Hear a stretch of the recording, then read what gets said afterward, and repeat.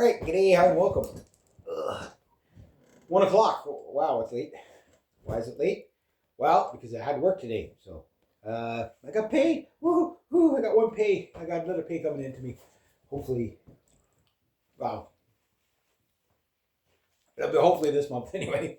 Um, Desperately needed money. It was an okay day. Went back to my client to see if we get the water up and running. We had one busted pipe under the house. Fixed that. Dealt with the hot water tank. So far, so good. And then a little plastic fitting in the kitchen sink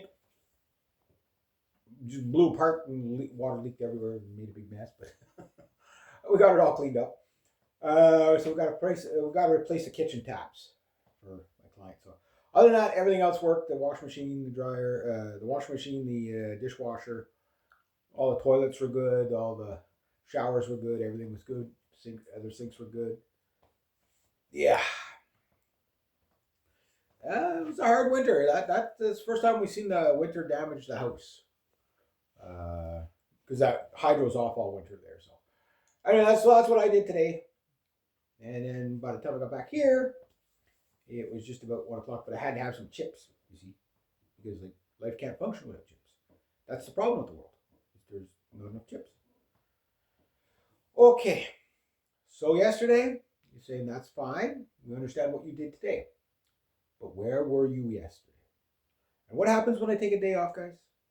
We know what happens when I take a day off. The world goes crazy. Every time. Without exception. So, yes. Yesterday it was the big ultimatum. Trump tacoed. At that point, who knows what they're bombing today. But Trump is starting to become a scary man. Like, he's starting to become unhinged with power. Like, he's madness of kings, right? Because it's going to come out probably fairly soon that the body count is really high in the Middle East amongst U.S. soldiers and stuff like that. And the Americans, that's all they care about is their own, right? They don't care about how many kids are being killed and stuff like that as much. The rest of the world is kind of looking at this like the insanity. It's like, I'm not saying there's no Americans that don't care about like these little, all these schoolgirls and everything, civilians getting killed. But in general, it's not viewed through that lens. Like it's not taking pot shots at anybody. It's just the West typically doesn't view it like that. Why? Because they only view from a comfortability point of view. What's my gas at? What's my groceries at? I don't care if the countries are getting bombed as long as my fuel prices and my rent doesn't go up and stuff, right? Because people are distracted with their own lives and stuff like that. It's not good. It's not bad. It just is what it is, right? But in this case, like people are really freaking out. They're like we shouldn't have to live like through this kind of terror. So it's funny to hear Westerners talk like that when it's like, yeah, but can you imagine how the Iranians feel when they're actually getting the bombs dropped on them? And then Iran pulled a unbelievably clever thing. This whole we're going to liberate the Iranians, we've got to liberate the Iranians and blah, blah, blah, and get them, help them so they can rise up and whatever. And then you see all these Iranians around the nuclear power plants holding hands and on bridges with the flags as patriotically as possible, right? So then the narrative is these bastards are tricking these people into becoming human shields. No, they're not chaining these people to these bridges and stuff like that. They're not doing that. They are not doing that. What they're doing is saying, look, this is what the United States wants to hit. So stay away from it. But the citizenry said, no. If they want to take out our nuclear power plant, they got to go through us. Right? And these people are willing to sacrifice their lives, technically for inanimate objects, but it's not about the inanimate object. It's about the pilot that's flying along, just following orders, just doing my job, blah, blah, blah. There's a whole bunch of people, like there's 1,000 people on that bridge. You know what I mean? like I'm sure Trump would say, "Go ahead, blow it up." You're just killing Iranians anyway. That's the way he'd look at it, right? That's the way Netanyahu looks at it. Like, you haven't seen the Abby Martin thing there about that. Ever since she went to Israel like a couple of years ago, she's been like completely like woman in rage, you know, and she's always trying to you know, go on about how bad this is a problem a lot of people have. Like, they're like, Israel's so evil, Israel's so evil. Yeah, but what's Israel? It's full of Jews, right? It's the Jewish problem. Like, you're not allowed to say that. It's like, oh, how dare you? You're Hitler. Blah blah blah. It's like, no, it's a like, if you interview after interview after interview of Jewish people, particularly in Israel, talk about how they're okay with genociding the Palestinians and killing everybody in the Middle East. Like, at some point, you have to say it's in the breed. You know what I mean? Don't take my word for it. Just listen to them. You can call me whatever you want, call me anti-Semite, whatever, but you can't call me wrong, right?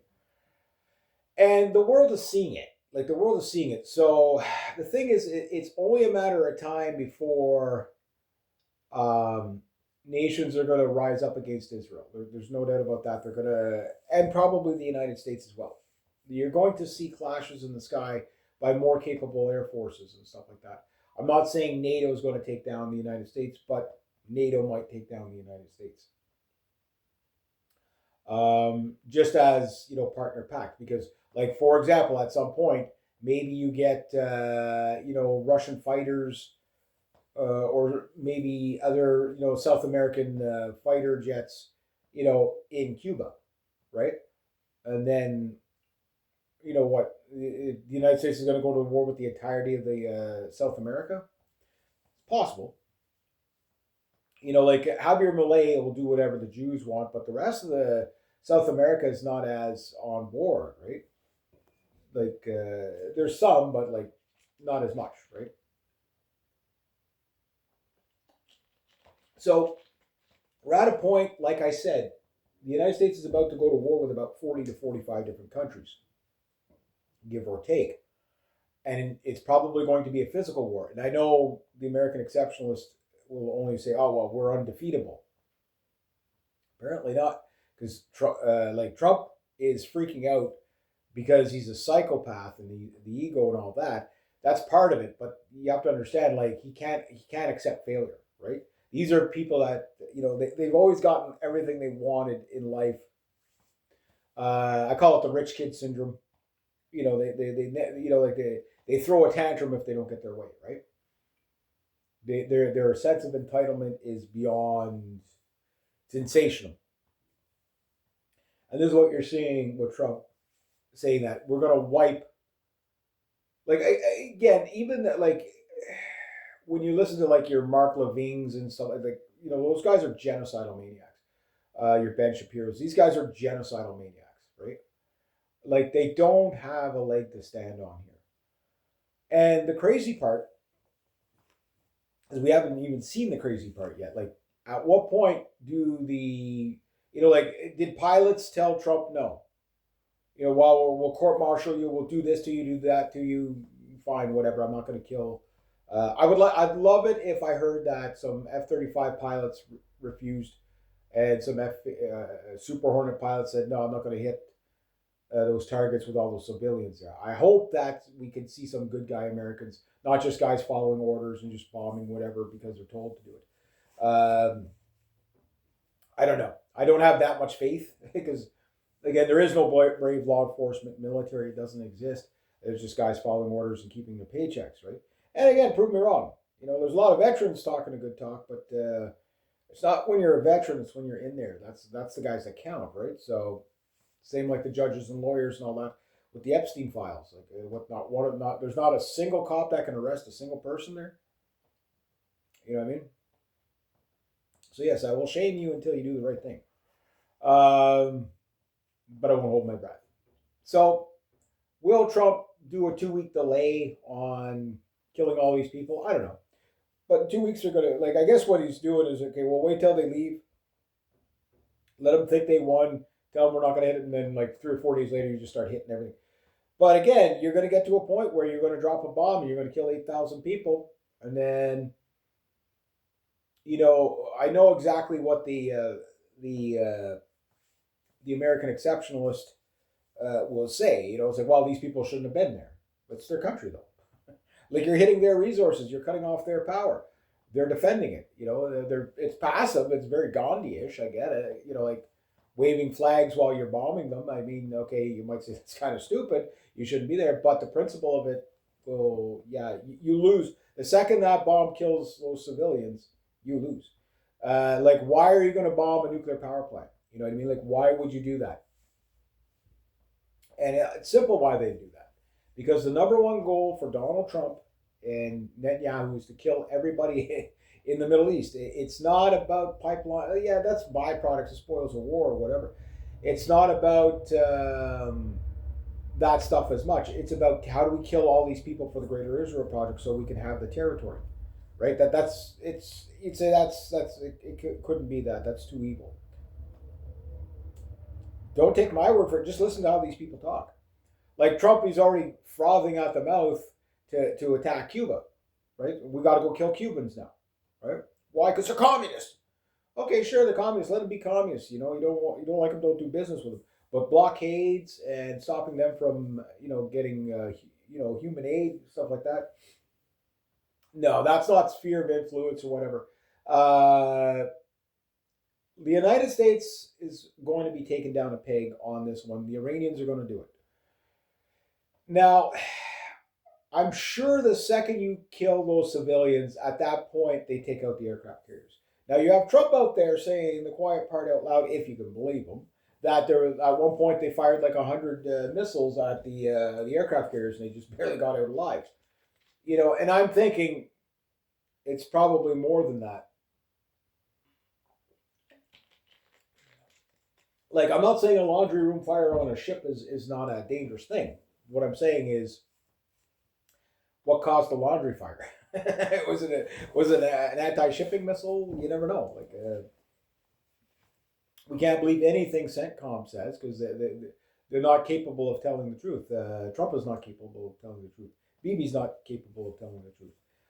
Most of our politicians are not capable of telling the truth, unfortunately. So I don't know which way it's going to play out, but on Sunday, not only did you insult the Prophet Muhammad, you insulted Jesus, you insulted every Christian, not evangelicals, because evangelicals are not Christians. They think they are, but they're not. I can't say that enough. Yeah, so he does that, and you think, okay, that's the peak of it.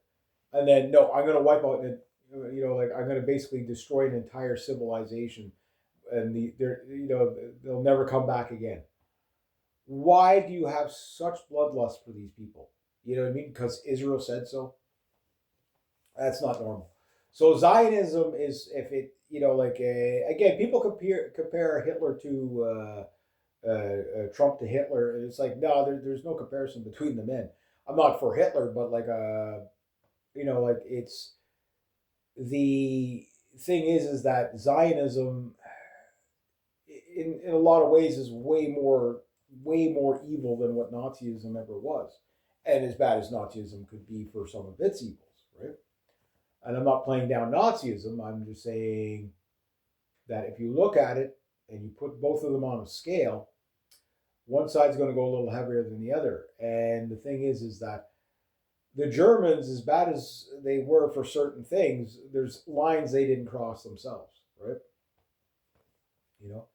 And the thing is that the Jews they've crossed those lines beyond, right? And you have to call it out. You have to call it the evil. The Palestinians, sure, I don't want to live beside them either, but I don't think you should be, genociding them.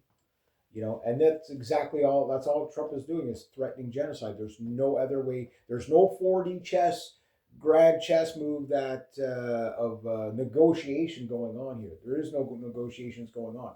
When those people went around onto those bridges and power plants and stuff like that, it was game over. You lost the war. America lost the war before it even begun.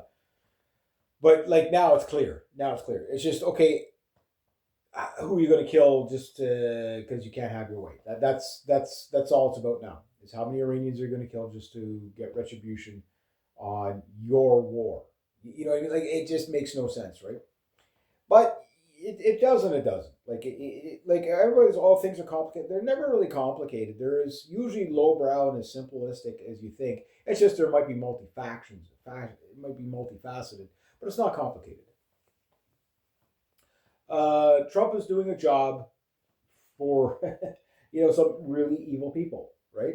That's it. He's doing a job for really evil people, and he's so narcissistic that like he's going to double down. Um, but I don't think it's going to matter because the second you start knocking out the power plants, like again, if you had any sort of humanity left whatsoever, the first thing you'd be saying, well, if we take out their desalination plants, they're going to take out the other desalination plants, and you'd have all these people suffering needlessly. Right now, there's so many people suffering needlessly because of this war for Israel and all the Jews. Right? Is it all of them? No, it's not all of them, but probably 80% of Jews around the world are in favor of this war. Right? So that's call me wrong. You know what I mean? Good luck. Again, don't take my word for it. Listen to all these crazy rabbis out there right now just bowling off because the Mashiach is coming, right? Their Messiah, you know what I mean? And when you listen to that, like the vitriol of bloodlust that they have, that Amalek is going to suffer now, and again, these people are just pure evil as a group of people. Maybe not as individuals, but as a group of people, pure evil. But it's worse than that because the multi agenda. Remember, you guys probably heard me say many times that that like the no good crisis goes to waste or whatever. That they're all in on it. Like it doesn't matter which world leader. Like, look, you got Keir Starmer and his guys. With the climate change stuff. Basically, we got to ban cars by 2025. I can't quite get it done. Well, there was a fuel crisis by 2026. Yeah. Oh, nobody wants to buy all these EVs? Okay, fine. Well, we're going to go ahead with it anyway. And, well, you either buy an EV or you walk because, there's no more gasoline, right? It just goes on and on and on. How do these people benefit every single time something tragic happens, right? Net zero. Bill Gates is net zero. Oh, look, got 8% of the world's food supply about to be completely disrupted. It's about 2 billion to 4 billion people about to starve to death, right? Oh, how lucky for the global elites. Klaus Schwab. Oh, there's going to be a series of little conflicts here and there disrupting and creating climate refugees and all that. How would they know this stuff? How would they know this stuff? You know what I mean? How would they know this stuff? Well, I'll tell you how they know it. They plan it. Is it planned to the T? No, but they do kind of like force the hand. They hit the dominoes and let the rest knock itself into place, right? And when it does, the people that suffer the most are the people like you or I. The oil prices are going through the roof. People are already feeling it. So if you're already feeling it now, just wait till we actually feel the full effects of this, which will probably take about 2 years. In 2 years' time, it's going to be absolute Mad Max everywhere. You're about to see 1 million refugees a week or month go into Europe, and out of that, you're probably going to see about tens of thousands of people just like drowning in the Mediterranean, right? And yet we can't blame Jews, we can't blame Israel, we can't blame, you know what I mean? Like, yeah, we're supposed to gaslight that. I don't think it's going to work this time, guys. This is why I say, like, we're in the 110th explanation. Not because I want it. It's just because you reap what you sow. If you piss off everybody on the planet, there will come a time when the tanks are going to roll on Israel. There's nothing Israel's going to be able to do about it. And the United States is not powerful. What's the name of the guy there? He's always talking to Canadian Prepper and stuff like that.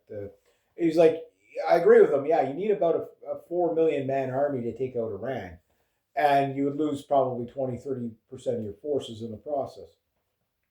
The United States might be the number one military in the world, but like you can't take out 90. Like the Iranians have a third of the population of the United States, and their population is probably 80 to 90% on like basically, patriotically in favor of their country, right? They will resist no matter what. And no, the United States is not so technologically advanced that it can just, steamroll with air power and stuff like that. It's not enough. It's not enough. That's not how it works. And like we don't even know what the objectives are, other than killing the Iranian people. We don't know what the objectives are. Oh, it's about the nuclear program. It's not about the nuclear program. We took care of that. Okay, no, well, it's about it again. It's about regime change. It's not about regime change. It's about oil. It's not about oil. Like, what I mean? Like, it just changes every 5 minutes, right? And yet there's still people doubling down. I don't know who would be left on the MAGA train at this point.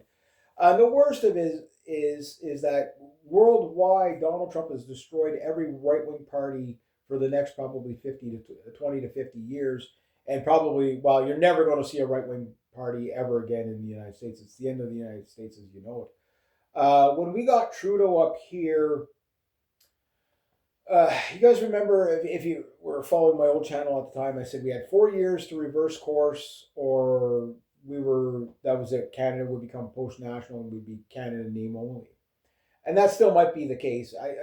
With Carney, we are getting a little bit of a win, but I don't think Carney's going to be successful outrunning the collapse of the United States. I just don't know how we. I don't know how we pull it off. Like, with all the things that deals we're making and stuff like that, it's a global collapse. Like, how do you? It's great that we're going to have all these things, but all these things require energy, oil, gas, natural gas, LNG, all that stuff. It's just how we're going to move that stuff around the planet when the United States is basically destroyed, and Israel have destroyed the world economy. Like, they literally destroyed the world economy. How are we going to recover from this? I don't know. Like, if you're in Australia right now, like, jet fuel is getting really hard to get. There's some countries that have already ran out of jet fuel. Most of the jet fuel is refined in the Middle East. It's not even just about the oil itself. It's about refining capacity. It's all that stuff. Um, yeah, so it's like, at what point, like, again, like, up here in Canada, like, these Maple MAGA and 51st Staters, it's like, how the fuck would you, like, even consider trying to want to become a part of the United States? Look at the shit show they're in. You think it's bad here? It is bad here. Don't get me wrong. It's bad here, but it's not down there bad. Like, it's not even close. Not even close. The medical disasters that you're having down there is far exceeds the disasters we're having up here. Not that we're not having medical problems up here, but down there it's even worse. So, like, they're just cutting everybody off, for this war, cutting off veterans, or cutting off, like more than 40% of Americans can't afford healthcare. You know what I mean? Because and to have a single payer healthcare, oh, that'd be socialism. You can die waiting for treatment. Well, yeah, you can, but 90% of the people get treated.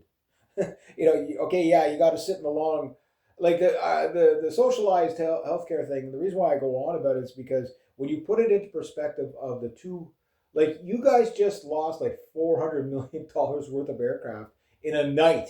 Like, how are you going to sustain a war at that? Oh, we got lots. Yeah, you don't have that much. And what kind of healthcare could you get for $400 million? You know what I mean? Kind of senior care, veteran care could you get for $400 million? Like, how much? How long does that fund people for a year? Out of the year, right? Again, perspective. So I don't know how crazy Trump is going to take it at this level, because he has to know he's beat. He has to know he can't win.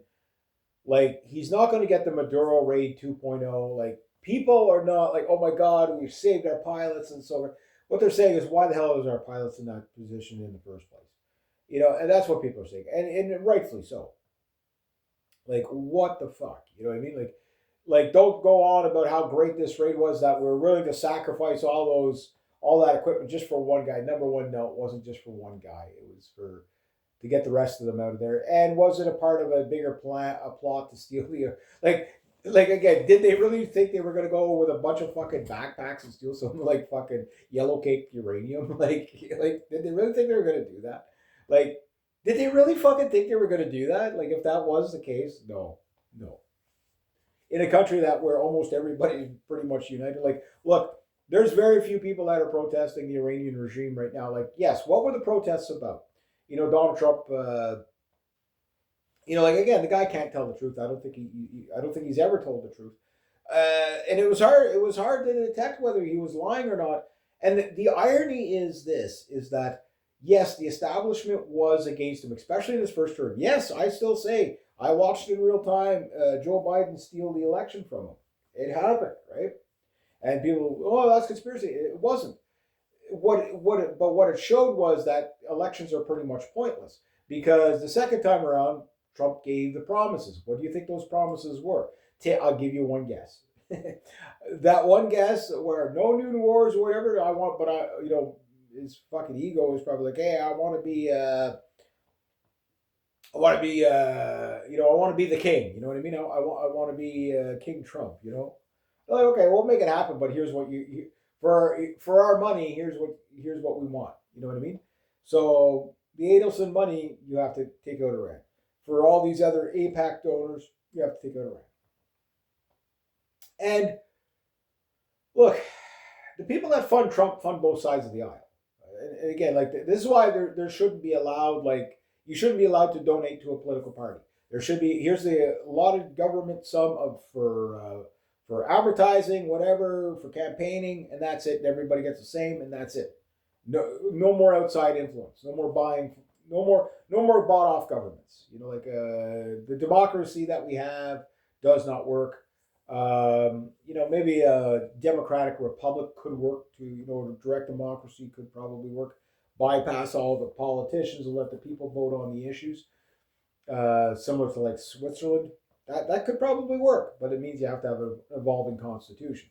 And constitutionalists in the States are a bit blinded by that kind of stupidity too, because they're so convinced that the Constitution is going to mean something when you've got guys bombing women and children in a foreign country saying that I'm going to hold my oath to the Constitution when you're doing illegal acts of war. Like you're doing genocide.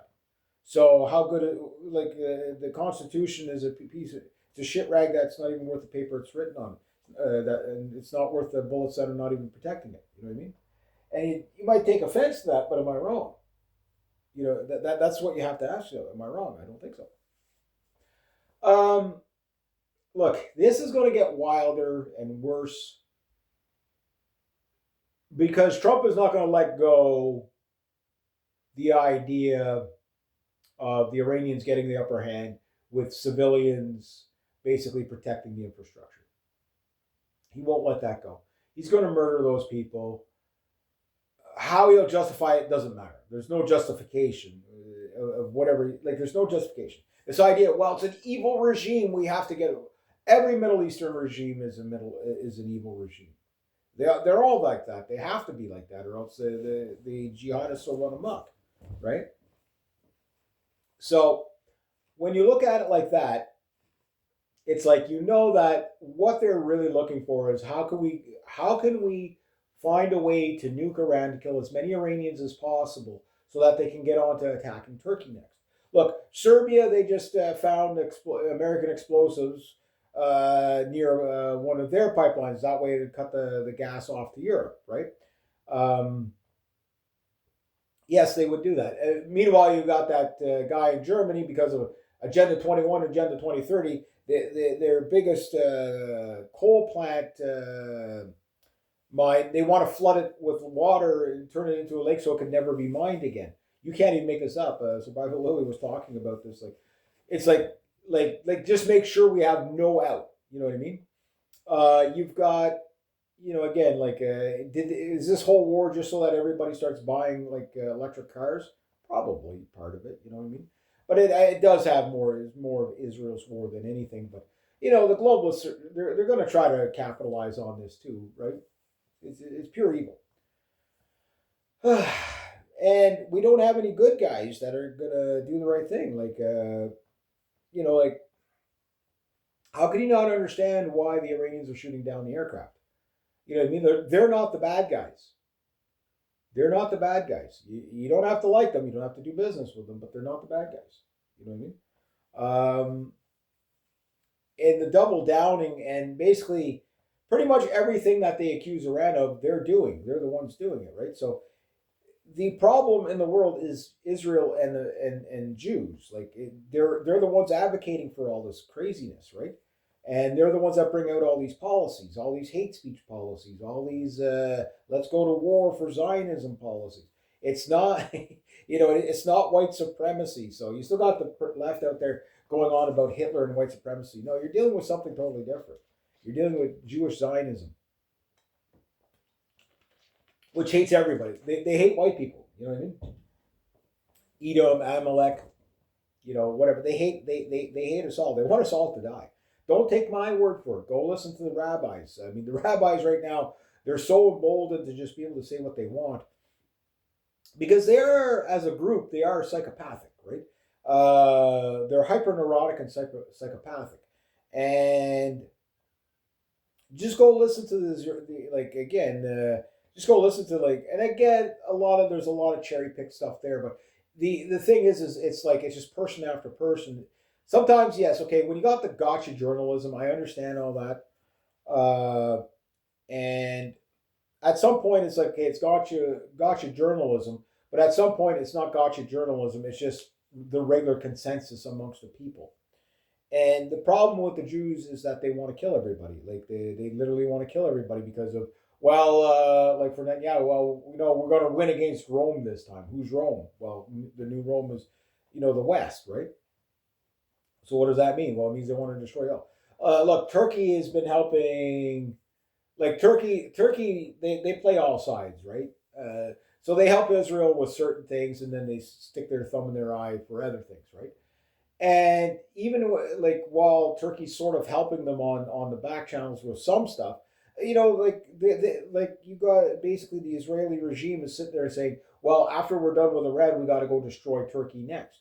But you also have to understand, okay, that one goal that Israel has is to get Iran to wipe out everybody else in the region too, because then Israel won't have to do it, right? Because Israel's not strong enough to do it. Israel's kind of on the ropes right now.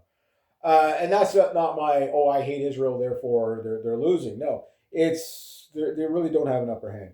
Like they're without the United States, they can't fight their way out of a wet paper bag. Yes, okay, if you have 18 months to plan an airstrike, yes, you're going to probably pull it off and you'll look like you're brilliant. But you got to fight on the fly, on the move, in real time against Hezbollah. The Hezbollah is going to kick your ass, right? Doesn't mean they won't be taking losses, but people are missing here is that the Iranians, they're going to take these losses now so their children of the future don't have to, right? Like, okay, fine. If the United States bombs us, kills half of our population, but we wipe out the U.S. military and get them out of the Middle East forever, and all the West out of the Middle East for the rest of their natural lives. It's worth the sacrifice for them if they can basically turn Israel into ash. You know what I mean? Push them into the sea. And never have to deal with the Jewish Zionism and the Greater Israel Project ever again. It's worth it for them, right? So the way I'm looking at it is, what's Iran's next move? Well, if you hit their infrastructure, and again, out in public, saying you're going to target like critical infrastructure, the like the magtards will be out there saying, well, the military uses power too, but no, it's clearly crimes against humanity to hit power stations and water desalination plants. And yes, the Iranians are hitting it in counter retaliation. That it still counts as a war crime, sure. But the thing is would they be doing it if you weren't hitting theirs first? This is the problem that Trump has, and he wasn't expecting and neither was Netanyahu. They weren't expecting to lose the narrative this early on in the game, right? But that's what hubris does, right? It gives you a false sense of security. But the thing is the amount of American soldiers that are about to die in the Middle East. If they do the ground invasion, sure, they might hit Carg Island, But there's like it's a catch-22. If you blow up Karg Island and all the resources there, you cripple the world economy.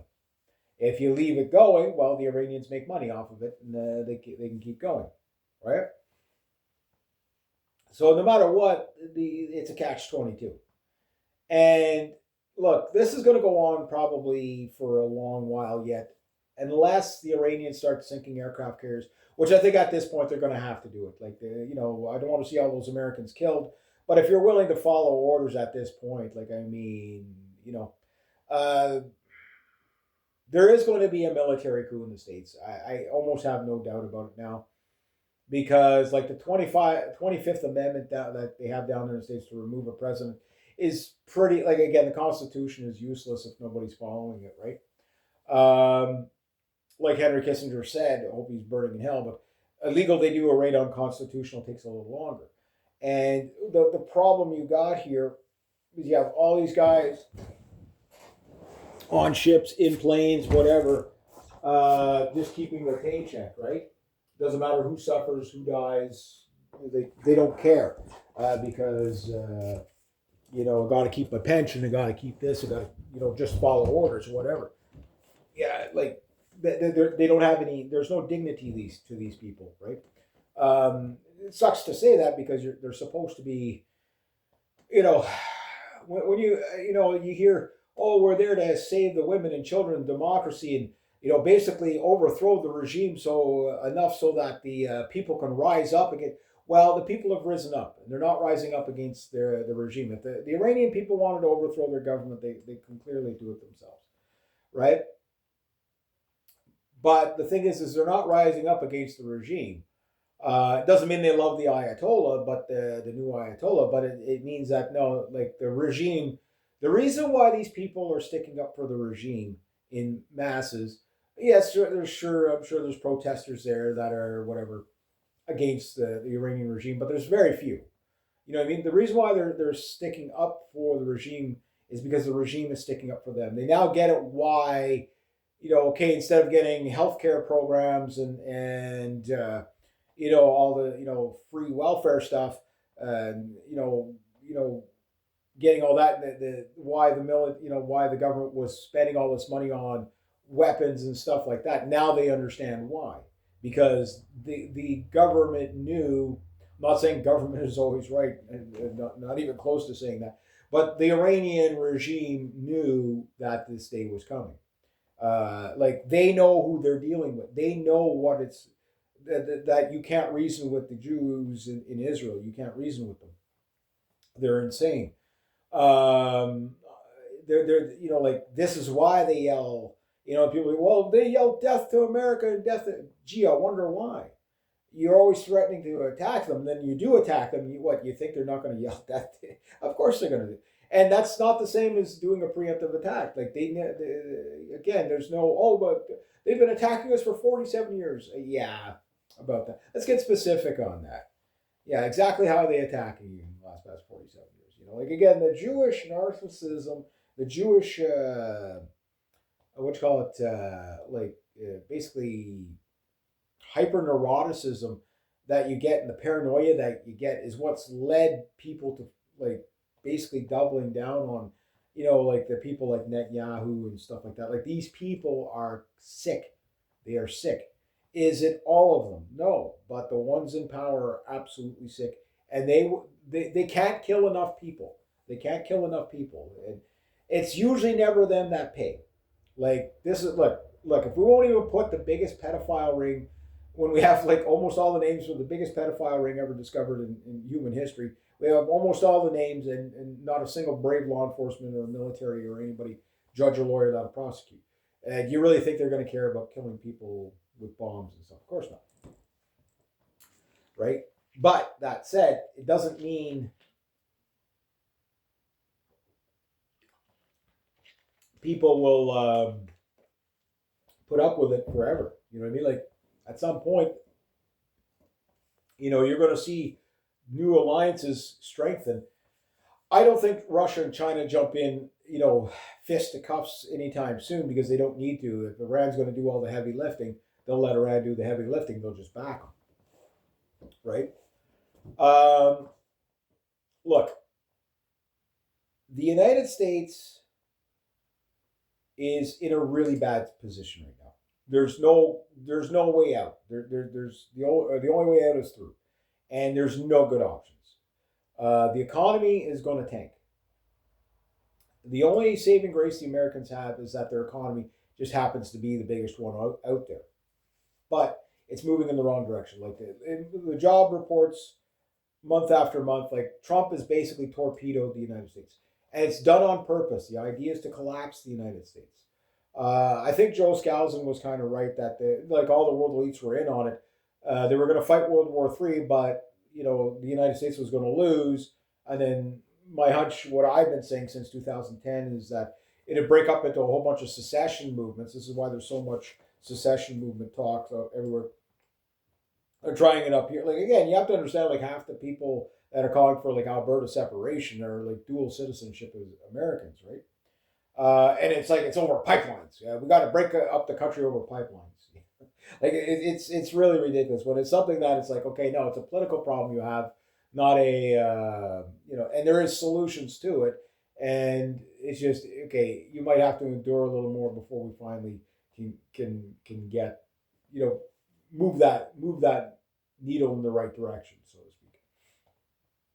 But you're not going to do it alone because Alberta separation, for like I've been saying, is like it doesn't deal with the problems. Like if you were to become a part of America today, like you're going to be taking on all this new debt, and not only that, like Donald Trump stealing the oil from one of the goals of stealing the oil from Venezuela is to basically destroy Alberta.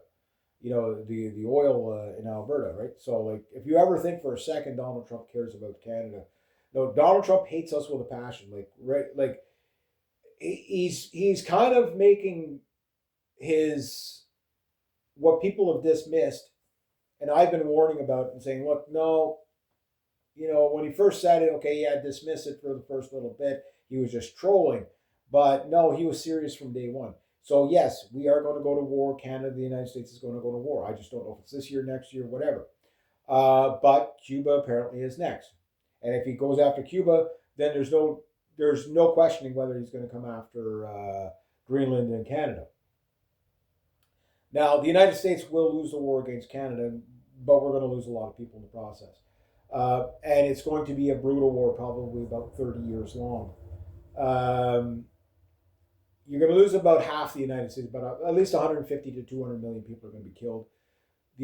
Canada will win the war, believe it or not, because I know how everybody thinks. It's just like, oh no, we got more planes, we got more bombs, we got more missiles, we're going to win. It doesn't work like that. Iran should be showing you it doesn't work like that. It's not about how many targets you can hit 10 times over. It's the value of the targets you're hitting. For us, we don't really have to hit anything. All we have to do is turn things off.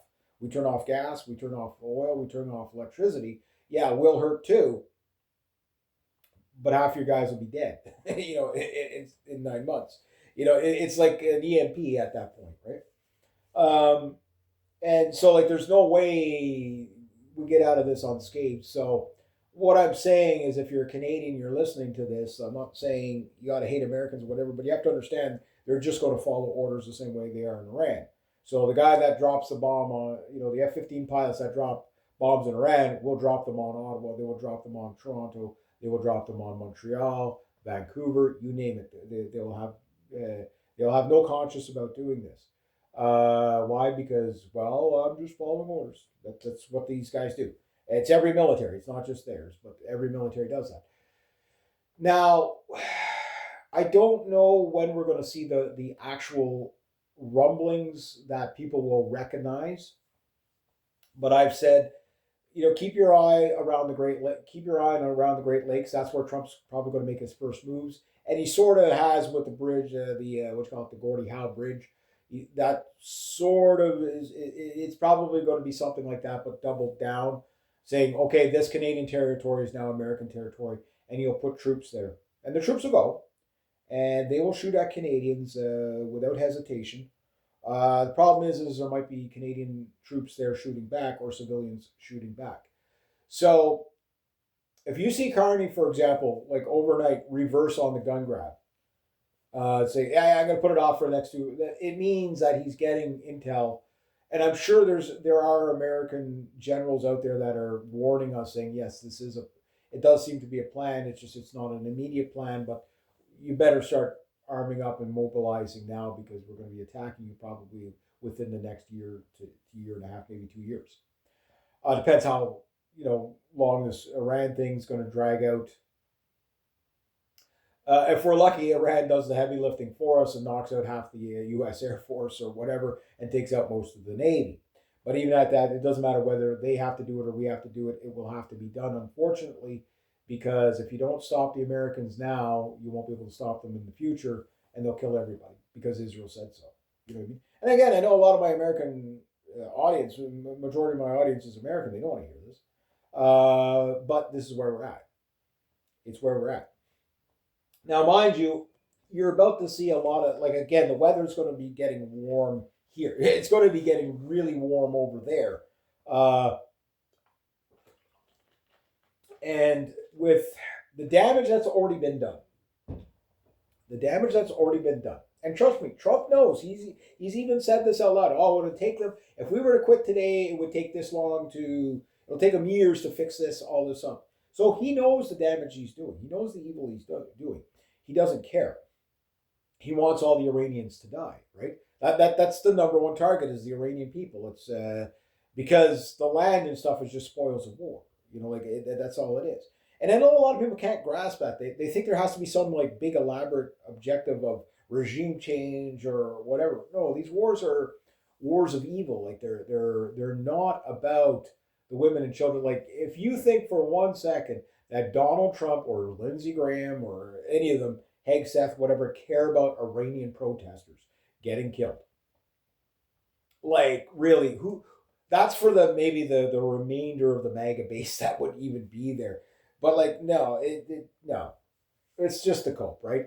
I've talked about it like with the Uyghur Muslims and stuff like that. All the conservative parties that are the Uyghur Muslims. The liberals don't support the Uyghurs. Yeah, the Uyghurs are the guys that like who are the number one ISIS guys in Syria, Uyghur Muslims, right? That's why China's hard on them. That's why Japan won't really let him in. That's why Duterte over in the Philippines, when he was in charge, dropped bombs on them. Like wiped them out because they're terrorists, right? They're most likely to be part of the ISIS and stuff like that. But that said, no, the next thing we have to look at is just how unhinged this is going to get. Like when we see it, like it's just like it's going to be like people's veins are already running cold now with fear because they can't believe what like you're threatening to wipe out an entire civilization. They're not going to exist anymore. Blah blah blah. Like what he's really telling you is that if I don't get my way, I'm going to nuke these people. I don't care how many of them I kill.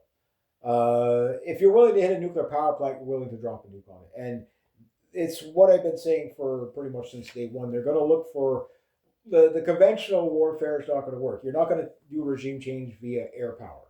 Air power, is only good at doing, air power things. That's it. It can't do the geopolitical. It can't deal with the economics. It can't do anything like that. And again, U.S. Navy power is nowhere near what they thought it was.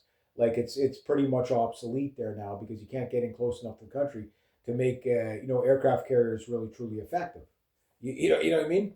The U.S. bases in the region are all getting hammered to the point where it's like some estimate that there might be 300 or 400 dead instead of 13, and maybe 800 to 1,000 people injured. I'm thinking like it's more like probably 800 to 1,000 to 3,000 dead, and probably about 10 or 15,000 people injured. It's probably somewhere in between, right? But I wouldn't be surprised if it was that high because it's just like you can't see these rockets coming in and like look, buildings are like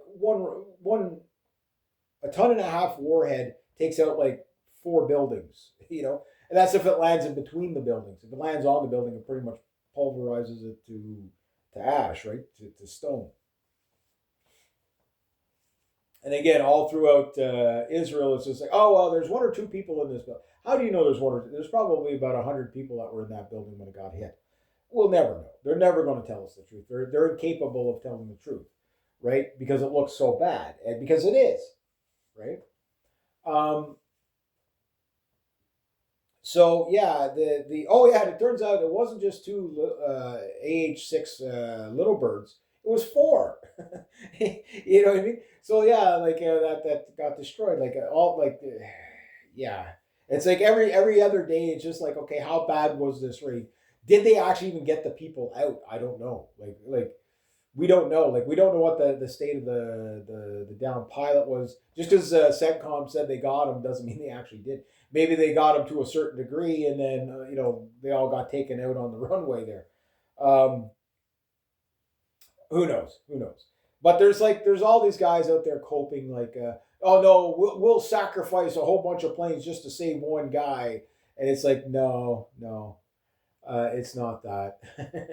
Like it's just the way the cookie crumbled. They don't really care that much about one guy. They really don't. Like I mean, if you really truly believe that they cared about, he wouldn't be in the war if they actually cared about these people. You know what I mean? That's the whole counter argument is that, well, the fact that you're in a war of choice, another forever war of a war of choice, after almost the entire country voted against that. you know, but you're there on behalf of it. You know what I mean? Like it just see it for what it is. I know it's hard to swallow. It's hard to accept, but no, it's going to be really bad in the next coming weeks, especially like the one advantage that again, silver lining maybe, I don't know, if the airliners can't fly because there's not enough fuel, it'll slow down the migrant crisis. If the ships can't go back and forth, it'll slow down the migrant crisis. The downside is, yes, okay, I don't want the migrants in my country. I don't want them in Europe. I don't want them there, stuff like that. But I understand, like who's to blame for this? It's Israel and the United States, right? Um, they create all this problems. Like we're still reeling with like the overthrow of Syria and Libya, right? That migrant crisis. But it gets worse because even if I don't want these people in my country, it doesn't mean I want them drowning in the Mediterranean. You know what I mean? Like I don't want them because like think about this. Like, okay, the 3 minutes without air, the average person dies. 3 days without water, the average person dies. And 3 weeks without food, the average person dies. Now add in extreme heat of the Middle East. That's probably cut that in half. Cut everything in half, right? Except for maybe the 3 minutes without air. Even then, who knows? When that it's hard to breathe when it's hot, right? But you probably don't get 3 days without water to die there. It's probably more like 3 or 4 hours. You'll probably be dead. You know what I mean? Like the people might not live long enough to create the migrant crisis because they might just simply die. So again, the desalination, like you can't get those people out of there fast enough. You can't fly them out. You can't ship them out. And they definitely can't walk out of there. We could be talking millions dead by early next week. If the Iranians have to go scorched earth, and they haven't went scorched earth yet. They've been very very selective about hitting desalination plants because they know what type of crisis it's going to cause, and they don't want to kill other Muslims, right? Even, but some of these Muslim countries, like you're going to see those. I'm sure most of those the wealthy royals are all out of the countries by now. You have to understand, like all these wealthy elites and stuff like that think they're going to run to their bunkers and they're just going to pay the people to keep protecting them. Sure, some will do it, but you have to understand, like anybody running security or protecting these people in the next 6 months, like you're really going to have to do some soul searching to say that, hey, the money's worth it for me to let all my countrymen starve and die of dehydration. Like you're gonna have to really, really, ask yourself, is it really that? Am I really that greedy of a person that I just need to get paid and let all these people suffer? Like this is why you're going to have the military coup. Is there's going to be people with conscience. It might not be very many of them, but it doesn't take very many. So yes, you're going to see Donald Trump's going to be taken out by the probably the U.S. military. Especially if they drop a nuke. They drop a nuke. Uh, like the counter retaliation globally for that is going to be basically people will destroy their own economies just to get away from the United States. They're already trying to do it. Like they're already looking for the way out. This is the whole thing, like the carny with the fuck Trump economy, right? The United States being isolated is going to kill probably about 10 million Americans just off of that alone. Just deaths of despair, everybody losing their job. Look, the amount of people that have lost just the tourism stuff, the booze, like the amount of booze business lost in the states from not being able to sell as much booze up in Canada. Like you lost like 90% of your exports to Canada, and when Canada was your number one export, you know what I mean, for the booze, right? So like it's almost collapsed an entire state of Kentucky, because it's just brewery after brewery that has to keep closing down now because it's like you lost your number one customer. You know what I mean? Like even amongst yourselves, like we were drinking as much of your product as you guys were, and you're 10 times our population. I don't know if that's a good thing for Canada, but Canada globally is the number one consumer per capita of alcohol. Ontario is the highest, right? It's again not something to be proud of, but it just seems to be a thing. So if you're in the industry, the one country you want to keep happy is Canada, right? But when you got a guy that wants to destroy our country too, it's terrifying. It's terrifying. Um, so the rest of the world is looking at this, and it's just and again, it's not all the American people. Like the good news is 80% of the Americans are against Trump. That includes conservatives. Like it's very rarely where you get both sides of the aisle anti-war at the same time. That's very, very. I think the only other time that happened was probably Vietnam, and even at that, like conservatives in Vietnam would have been more pro-war than what this Iranian war. Nobody wanted it. Like nobody wanted it. Only Israel and the goons for Israel, right? So what does that mean for Israel? Well, Israel is it's done. It just doesn't know yet. Like the Israelis have killed themselves. They don't even realize it yet. Sure, you'll get 300,000 or even 3 million of them fly over to freaking, Argentina. But how well are they going to live there? Okay, maybe a million of them go to Orania in South Africa. Okay, fine, but like again, how well are you going to do there, right? You can't just flood a place with a whole bunch of people and expect it to prosper, right? That's the whole point. So you flood a million Africans into Europe over, like, collapse the food supply while the food supply is already under massive strain. While your fucking leaders are talking about climate change policies still. Yeah, we're gonna make sure that we can never get any more coal, and then while that's going on, you've got hit teams trying to take out another gas pipeline. It's just, while Russia's under bombardment. So, like, again, the oil crisis it's here. It's not coming. It's here. It's just how bad does it get? I don't know. That said, um, boots on the ground in Iran is going to be an absolute disaster. It's again, when you got soldiers there, like if the civilians run at you, and you start shooting civilians and stuff like that. Again, listen to veterans. Like these guys are like, yeah, I have to live with the people I killed. They're in my, okay, Omar Carter. Every Canadian knows about Omar Carter. We all hate him. Okay, he got $10 million. A terrorist got $10 million. But there's also the other argument: he wouldn't exist if we didn't invade his country. He wouldn't have killed U.S. soldiers. If and this is not a defense of Omar Carter. Again, he's still a terrorist, but he wouldn't have had the opportunity to kill two Americans had they not been there, right? And the thing is that we're going to create a gazillion Omar Carters, right? You're going to have all these Iranian kids, 15, 14, 12, whatever, running at you, and you're going to, just shoot them? Well, I got to survive. It's fuck them if they're going to do that, right? Okay. But what are you going to do for your kids?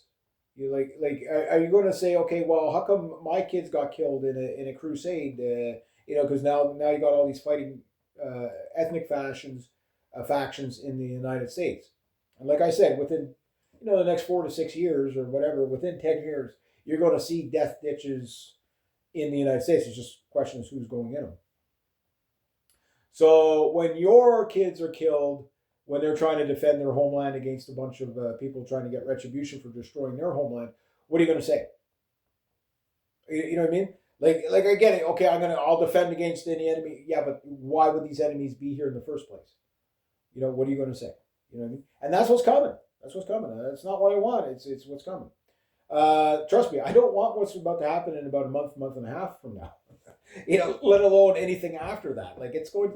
I said, guys, what prediction did I make? Look, I made the most outrageous predictions for 2026. My number one New Year's resolution was this: Is it now not starting to make more sense to you? My number one resolution for 2026 was don't die. Right? Sounded hyperbolic back in January, didn't it? Now, how do you feel about it? It's like, fuck. You know what I mean? Like, it's just like, yeah, I get it now. I get it. But I told you guys this was coming. I told you the food shortages were coming. I warned because you could see it. But the thing is it's coming even faster now with all this stuff. And the only thing I can guarantee you is I can't guarantee you what chaos is coming. I just can guarantee you it's going to triple, quadruple. It's just going to snowball into chaos, into chaos, into chaos because of a handful of people in the Middle East, right? Like, who would ever thought that Strait of Hormuz was so important to the world? But a better question would be, who already knew before this war started? Right? Look who's getting rich. Is it you, me? No. Congress, yeah. Stakeholder capitalists, the Davos crowd, yeah, they're all making money. Geez, almost like they had insider information. I mean, again, I don't think Trump's going to make it to August. I really don't think so. Who's going to take him out? I don't know. I'm not calling for it. All I'm saying is at this point, like when you piss off that much of the world, everywhere, like it's just at what point does the straw breaks the camel's back? I still say it's most likely going to be a MAGA supporter that's going to a Marine veteran sniper or something like that that's going to take him out. But it could be anybody at this point. It could even be the Israelis just because he failed. I mean, look, Nazi Germany, if you failed your mission, you had to take the cyanide pill, right? So Trump's too much of a narcissist for that. So if they shot at him to get him into office, maybe they might have to shoot at him to get him out of office, right? So, like, again, I'm not calling for that or advocating for that. But, you reap what you sow, again. And the thing is that you're probably going to see some other stuff really wacky because these politicians never have to suffer the consequences of their actions, right? It's never happened in the West hardly at all, where a politician actually makes these horrible policies and decisions. Look, the Bush administration got away with it. The Clinton administration got away with it. The Obama administration, the Biden administration, they always get away with the war crimes. It's just this is the most blatant we've ever seen it. Just we're going to wipe these people out because, again, and it's like I've been saying all last year in 2025 was that Trump can't be appeased. We don't even know. He doesn't even know what he wants. He just doubles down and moves the goalpost. So you meet him where he's at, and then no, that's not good enough. The man is mad with power. It's the madness of kings. Bibi's got the problem. He's got the problem.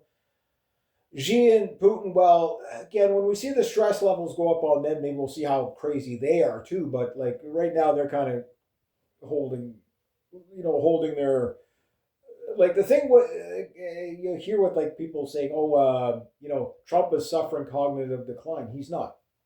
He's not suffering. What you're witnessing is the doubling down of a psychopath, not getting what he wants.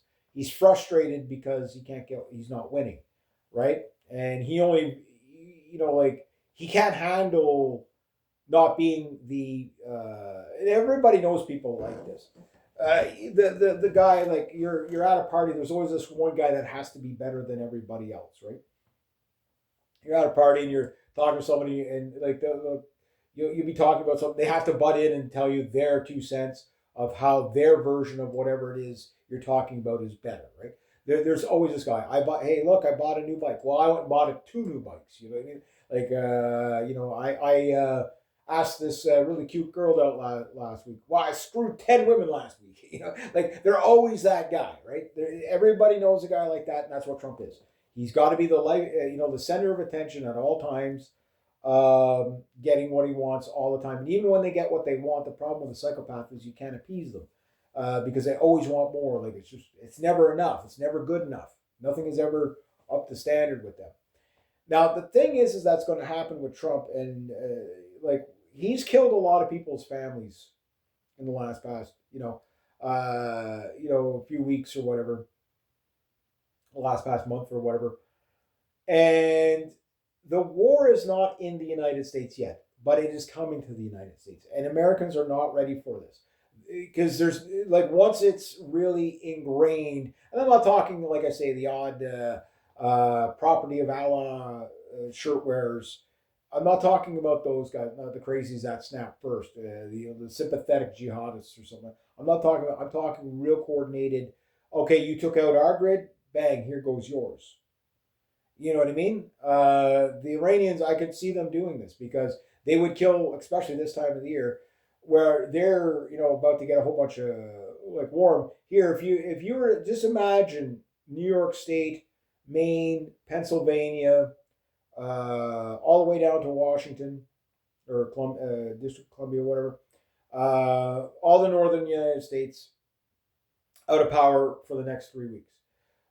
You probably wouldn't have that many people dead, but picture it out till, like, say, July or August. Power out till July or August. It would be devastating. The hospitals, just the death in the hospitals. Like, you know what I mean? The cholera with, like, people lack of running water. Like, the one advantage the United States has is it is big, and it, like, you can find a way to live off the land with not too much population density, but not in the cities, like New York City, Philadelphia, Chicago, like those cities. If you don't have running water within a week, you're going to probably have cholera outbreaks. You know what I mean? Like, it's, yeah, yeah, yeah. It could be anywhere. You know what I mean? But I do believe that they're probably going to start targeting politicians here in, like, the West, because they're going to go after, like, the crazy Zionists, right? They're going to go after them.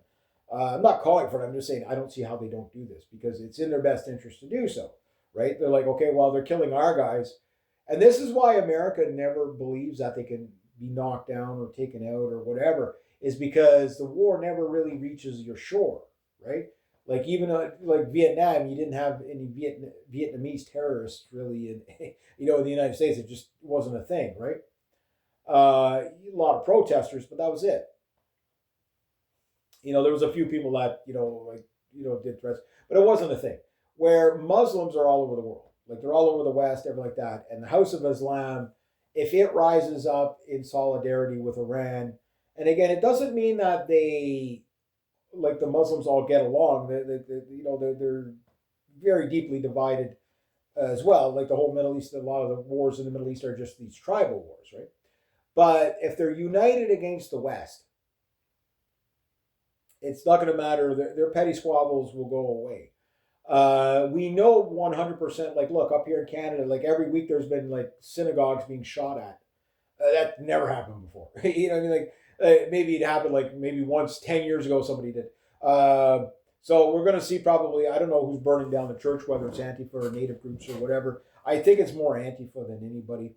But we're probably going to see, like, like a massive push on the synagogues, right?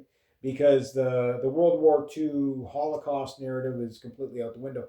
Gen Z does not care at all about, your Holocaust stuff at all.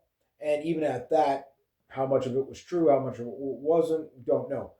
People are sick of hate speech laws or hate and anti, Holocaust denial laws and stuff.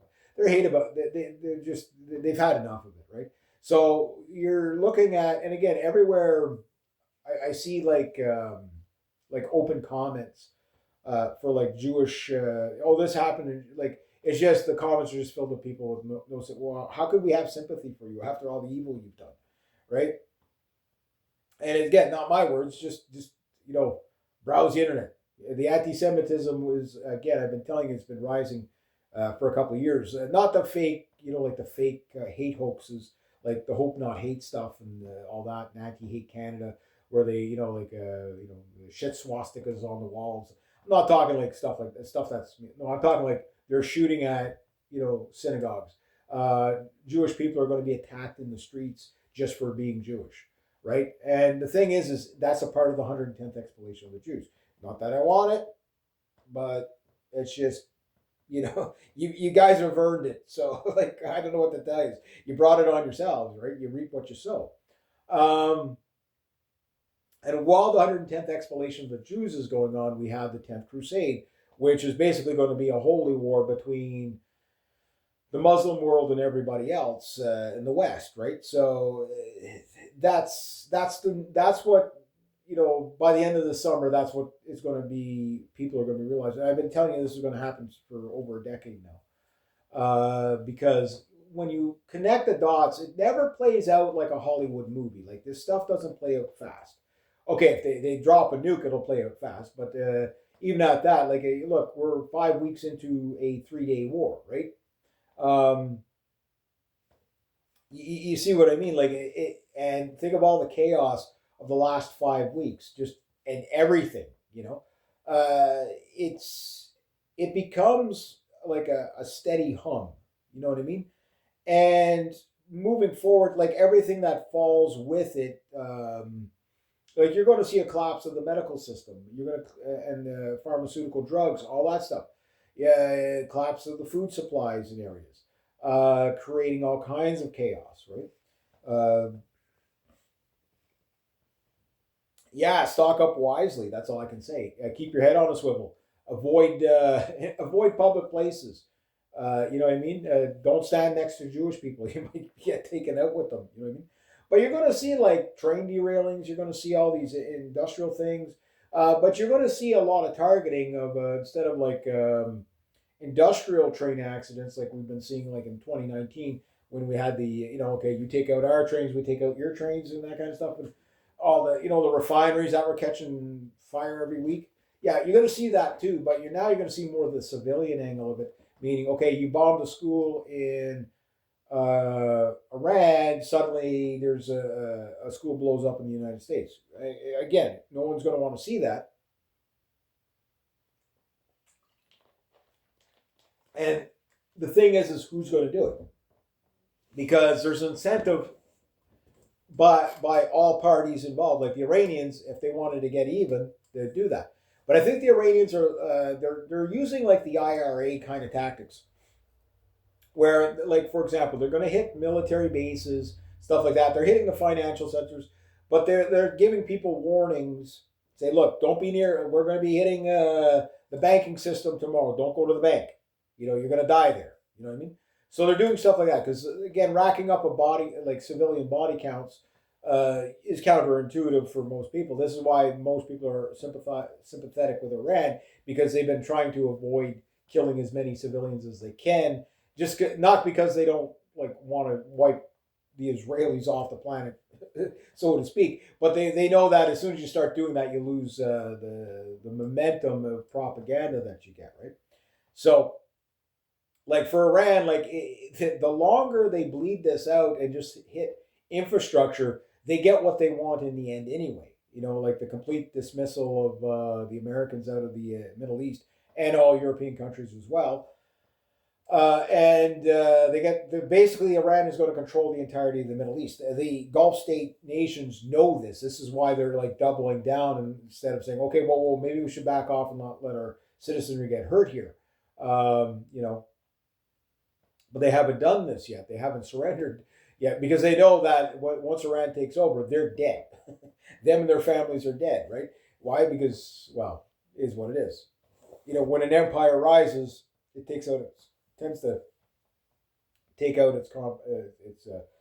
uh, you know, excuse me, what you call it, competition. But that said, yes, you are going to see probably politicians, military brass, stuff like that getting like you already got like military generals being purged from Donald Trump so that he can put the craziest Zionist ones in power. But you're seeing other ones like going missing. So it's like where are they going? Like where did they go? There's one or two things: either they've been killed by the CIA or Mossad or whatever, Trump's loyalists, they've been killed by those guys, or they're going to be the resistance that's going to overthrow Trump. I don't know which way it goes yet. We'll know when we know, and we'll only know so much, right? Like the entire war has been like that. It's like, okay, for what we can, like we're probably only seeing 10% of what we can confirm. 10%. It's like just that much, only 10% of the iceberg. You know what I mean? So we see a base get hit. We see a Black Hawk blown up on the base, but there was probably 10 other ones hit that week, and you're not hearing about it. And then every couple of weeks, the Chinese seem to give us some satellite confirmation and say, yeah, look, all this stuff was burning. So God knows what kind of weaponry disaster. Like clearly, Trump is reacting like a man who's hearing some bad news. Like he's clearly not on the upper hand. When he goes into like that dismissal, well, maybe I'll do this, maybe I won't, whatever, and try it like that. That's basically him trying to rationalize the losses as it's a nothing burger, right? But the whole our guy just got rescued, should be happy as hell that we got him out alive, whatever. But we lost a bit of equipment, whatever. Okay, it's not like he has to pay for it, right? So you'd think he'd be happy, saying, "Oh, happy Easter! Look at this. We brought 2 pilots home. Blah blah blah. 3 pilots. Whatever. However many pilots he lost in that night. He brought them all home, and everybody's safe. Blah blah blah. Even if it's bullshit, whatever. No. Open the strait, or you crazy bastards, or we'll kill you all." Type of thing. Durka Durka. Durka Durka. Praising the prophet on Easter was, I don't know, that was a new low. like actual Christians must have been so fucking insulted. It's like you do realize you did that on Easter, right? Like even if you were doing it just to be edgy or whatever. Again, because the guy has it's like it's not that he has no filter, he has no sense of morality. Like he's a psychopath. Like to him he'll say whatever, and like you listen to him go on about the dumbest things whenever he gets a hard question. Well, it's because you're fake news and blah, blah, blah. And yes, there was a lot of that. That's the irony in all this. Yes, they did steal the election on him until he said he was going to, he made the concessions. And then he was able to win, right? Yes, the left stood in his way on a lot of things, and made life hell for a lot of Americans down there. I mean, the progressive left, anywhere they're in power, even up here in Canada, like, okay, Carney's like a breath of fresh air in comparison to Trudeau, but he's still doing stupid stuff up here that pisses everybody off too, including me. But overall, he's been better. You know what I mean? Like he's been better. It's just the American economy is bad, ugly, and disaster, and it's terrifying. Where the Canadian economy is like a super ball bouncing around. It's up, it's down, it's up, it's down. Because it's trying to recover, but we just recover, and then Trump does something really fucking stupid, and it's affecting it. Like, again, fuck up your own economy. Leave the rest of the world out of it, right? So, like, we're getting dragged down with the drowning man. So the Canadian economy is still, like I said, good, bad, and gamble. Can Carney outrun the collapse of the United States?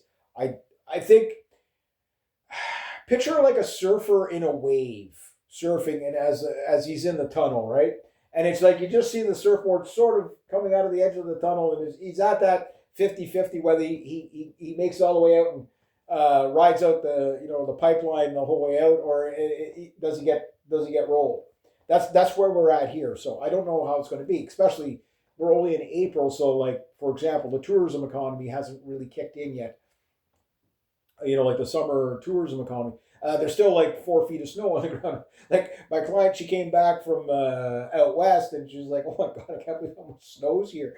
The ice." She goes, "I can't get over the ice." I said, "Oh yeah, it's like 6 inches. There's like a 6 inch layer of ice everywhere on the ground here, and 2.5 feet of snow on top of that. And it's been in the pluses the past week, and it's still like we've probably like the creek is super high." You know what I mean? So like this time last year, I was cutting grass. You know what I mean? Like it's like now we even haven't had the beautiful spring lofting of dog poop yet. You know, you know what I mean? Like it's still frozen. Uh, yeah, is what it is. So yeah, we don't know exactly how bad it's going to get. We just know it's going to get bad, right? And the craziness of the crazies, like that's where I like, like you could be walking down the street and suddenly you've got like some feds shooting at the military and vice versa. Like again, you're going to see things, we've never imagined, right? We're going to live things that they make Hollywood movies about. Like we're going to live that. And the thing is that the people that will double down and say, well, it's because of Iran. It's not because of Iran. It's because Iran they're just reacting. They're just they've got a plan to ride this out, and their plan is superior to the American plan. It's superior to the NATO plan. It's definitely superior to the Israeli plan. The problem with the Israeli plan is that it's solely reliant on the United States basically fighting the Iranians to the last American, right? And Europe was supposed to jump in on this in the NATO alliance, but because it was a war of choice, it doesn't meet Article 4 or 5. So in other words, it would be illegal for anybody to come to the aid of the United States. This is what pissed off Trump. But Trump doesn't understand policy. He never did. He does executive order, rule by fiat, as Ron Paul would say. He doesn't do policy. He doesn't understand policy. He's again, his egomaniac side of him thinks, well, if I said this and signed an executive order, I'll just sign executive orders faster than the courts can shoot them down. That's it. And that's how I'll rule. Problem with that is you don't cross your T's, you don't dot your I's, and you get yourself into a lot of fucking trouble, right? So you start an illegal war. Now you're threatening to just basically wipe out an entire civilization of 94 million people, 91 to 96 million people, whatever it is in Iran. We're just going to kill them all because I didn't get what I want. I don't even know what I want. like that's what we're up. Like you can't even make this up. Like it's crazy. But no. When will they drop nukes on Iran? I don't know, because there's a lot of wild cards on that one. And it's not the Russia, it's Pakistan. Pakistan is, you nuke Iran, we nuke you. Like, so Israel's like, what? It's like, because Israel, like, again, it's the hubris. They don't think anybody can ever take them down. But then there's the big biblical angle of it that, well, Armageddon, everything has to be destroyed, right? Again, you have to understand, there's a part, not every Jew believes this, but there's a part of the Jewish religion to have everybody persecute you and hate you so that you always have the enemy until God comes back and forgives you, right, for killing Jesus. And this is why you get this, and you listen, again, where did I find this out? Rabbis explain it. They're like, basically, we have to do this, we have to be a diaspora until we're forgiven, right? And not all of them believe the same, but that's a part of it. Like, again, there's like 123 different tribes of Jews, to my understanding, and whether we're talking Chabad Lubavitch or the Ashkenazis or the Khazarians, and it's not just one group, or the atheist, or the what's called the Torah, Talmud, doesn't matter. It's how they follow it, or if they're the what's called the what's the thing they follow there? Like the protocols of Zion type of thing. Again, that was supposed to be, just a white supremacy machination, right? And tropes and stuff like that. It turns out it's true. Then what about the, just the satanic Jews? Like, they're literally satanic. the Messianic ones, right? Again, it doesn't really matter which, or the atheist Jew that doesn't, that's just like the George Soros, LGBTQ, they, them, take down white supremacy in the West and blah, blah, blah, and, cut off all the power because of climate change. Like, it doesn't matter which crazy you're picking here. Frankfurt School of Thought, critical theory, critical race theory, white privilege. It doesn't matter if you're picking them. They want to deconstruct your society. Or the Zionists, we want to kill everybody because you're not us. It doesn't really matter. As a group, Jews as a group cannot seem to self-reflect. They can't ever understand that maybe they're their own problem. And the reason, you know what I mean? So the hatred for Jews is going to go through the roof. There's nothing you can do about it. And it's too bad because they don't need to live like that. Like they never did. Look, if every Jew was comedians and actors and the Seinfeld types and whatever, people like that, right? People like that. People like Jewish musicians. They like Jewish, like Jewish comedians and actors. They like that, like whatever, when they're acting like normal and they're, sure, right? But when you're acting like the way they're acting on the world stage, it's like not so much, right? And again, they're not able to understand that, like they're supposed to have like extremely high IQ, but they can't understand this because they're fundamentally blocked with basically moral relativism. That is the biggest Jewish thing, is just, if you want to go with the oversimplistic Machiavellian, ends justify the means. We have to do this to you because, ends justify the means, right? Which I know Machiavelli was a lot more complicated than that. Well, not complicated, but a lot more to it than that. But everybody just, it rounds it all up into that one saying, right? But it holds true. It holds true. And the thing about it is that as long as they're doubling down on all this insanity, like it does lead to death ditches for Jews. Yes, again, I'm not calling for it, but I don't see how in the digital age, like grabbing your suitcase from underneath your bed and running with it, and changing your name from Steinberg to Smith or Levesque or whatever, it's not going to matter. They're going to find you anyway. Why? That's the problem when you put in such a big surveillance data centers. It's like, yeah, we know everything about everybody. They're going to find all the Jews, right? The other thing is that nobody that is at all pro-Jewish or pro-Israel, doesn't matter if you're on the left or on the right, you're not going to get voted for if you're not anti-Israel. Going forward, you unless you're in like a small area where there's an overwhelming pocket of, you're not going to get elected again. They're like, even Carney. Look at the backlash Carney got just for saying, the two-state solution thing, but I stand with our allies and Israel has the right to exist. No, fucking dare. Like his own base, just tore him a new one, right? So anything pro-Israel is just not going to be allowed in the public eye. You won't get elected. Now, you have to understand, every white boy in the West is okay, again, what's that girl there, the really pretty blonde girl, Ava Valder, I can't even pronounce her last name there, but anyway, really, really gorgeous girl, she's always out there, fighting against Islam, but she will not name the actual who's bringing in all these migrants, which corporations, who are they linked to, whatever. I don't know who's doing that. Yeah, and then she just lost all credibility, right? So you can't defend Jewish machinations anymore.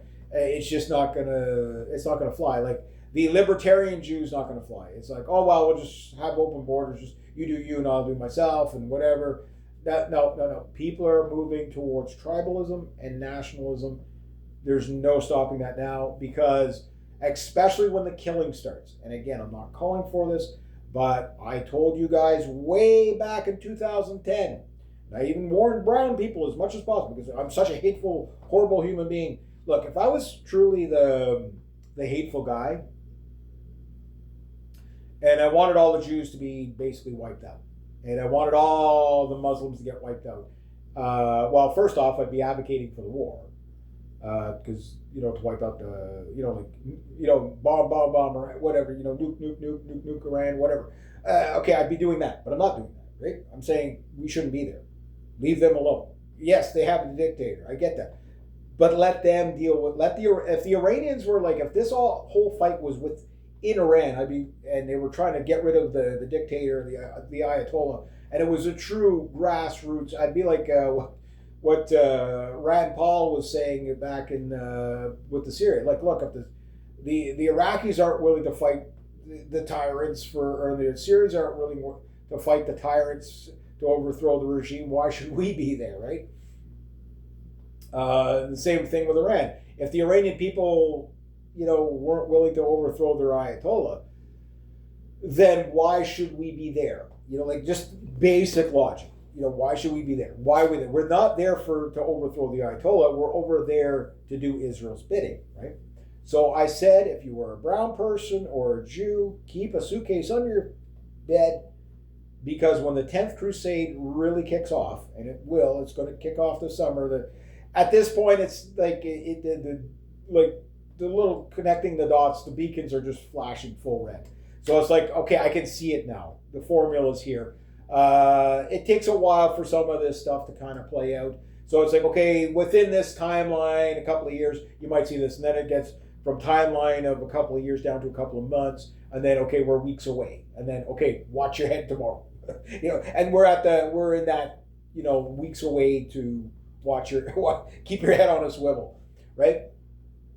So I warned people. I said, look, like if you're a brown person and you're in the Middle East right now and you're thinking of heading to Europe, or you're an African thinking ahead, don't. You're going to get killed. You're going to get killed by crusaders. Why? Because you're about to see regime change in Western countries when the Africans come flooding in and the food runs out. Because it will when you bring in 1 million people a month, or God forbid 1 million people a week. There'll be a food crisis right away. It's going to be global famine. I told you guys this was coming since early last year. This time last year when Trump started the tariff war, okay, I wasn't factoring in the Iran war at that point. Now I am. Now it's a done deal. It's a done deal. But it will be in pockets, right? And this is what people don't get, is that, like, for example, Venezuela, it collapses, right? But yet half of Venezuela is like living in cardboard boxes, and they've got no power, and there's rolling blackouts and just complete misery. And then another sect is just completely isolated from that. They go to the supermarket, and the supermarket's still full, and the prices are reasonable, right? And that's what a dystopic society looks like. And that's what we're going to see all throughout the West. Now, as that's happening, when you get these open borders people, they're going to be hammered down because, like, hate speech laws are not going to work. Look, they're trying to censor the internet. And again, you got to admire how, and be kind of frightened a bit by how well they were able to keep the censorship on this war. Like the amount of war dead, the true damage, it's amazing how much they've been able to keep, in a globalized internet world, like how they've been able to control that so well. But you can't control it all. Like at some point, everybody just knows the emperor has no clothes, right? But the thing is by the time we get to the point where the John Q public are really starting to notice, and you're starting to see the John Q public stressing out. Because they know, like, they're coming out of the ether. They don't really realize, because there's going to be a whole conflicting thing. Picture all these really I stand with the soldiers and stuff like that people, when they start realizing that, like, they're starting, like again, you see it once, you can't unsee it. Here you are, here's a bunch of school kids playing, and bang, in comes a JDAB, you just see bodies getting vaporized. You can't unsee it. Right? Even if it's on a screen, it doesn't matter. You know what happened. So you have to double down and still I stand with and go insane, doubling down. This is what you see on the left all the time. That's why they're so insane. It's because they're always doubling down on what they know in their hearts is not true and not right. Right? So, again, there's still always going to be the sicko cheerleaders out there. You see them all over the internet. Oh, our guys did this, and again, not all of them are bad. Just some of them are just they've drank so much copium, like your Dr. Steve Tooley's and stuff like that, or X22 report. You can't listen to those guys. I'm not saying censor them. I'm just saying these guys, they'll never be able to tell you the truth because they always have to find some Q in the Patriot, white hat, 4D chess reason why things are, we're still winning, right? And like you're starting to see the comments, like even on like Fox News, they can't handle all this winning.